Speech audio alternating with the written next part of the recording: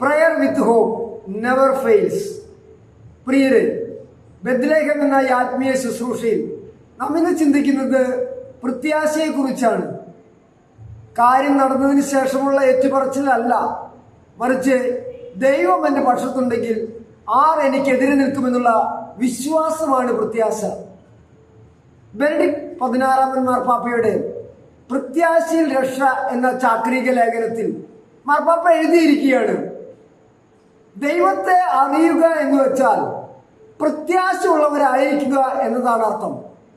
നമ്മുടെ ജീവിതത്തിൽ നമുക്ക് പ്രത്യാശയുള്ളവരായിരിക്കാം.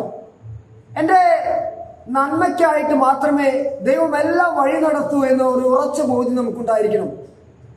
ഉൽപ്പത്തിയുടെ പുസ്തകം 22-ാം അധ്യായത്തിന്റെ 5-ലേക്ക് നമ്മൾ എത്തുമ്പോൾ നമ്മുടെ വിശ്വാസത്തിന്റെ പിതാവായ അബ്രാഹാം മകനെയും കൊണ്ട് മോറിയ മലയുടെ മുകളിലേക്ക് ബലിയർപ്പിക്കാൻ പോകുന്ന ഒരു രംഗമുണ്ട്. 5-ാമത്തെ വാക്യം എങ്ങനെയാണ്?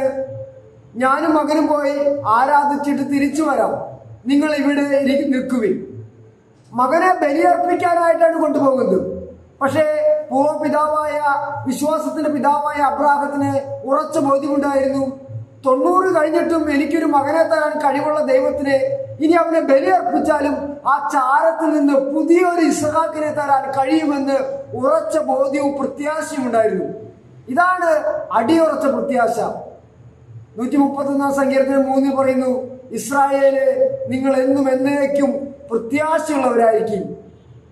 ഉണ്ണിമിശിഹായുടെ തിരുനാളിനായി ഒരുങ്ങുമ്പോൾ, പിറവിക്കായി നാം ഒരുങ്ങുമ്പോൾ നമുക്കും പ്രത്യാശയോടുകൂടെ നമുക്ക് നമ്മുടെ ജീവിതത്തെ നോക്കിക്കാണാം. ദൈവം നമ്മെ അനുഗ്രഹിക്കട്ടെ.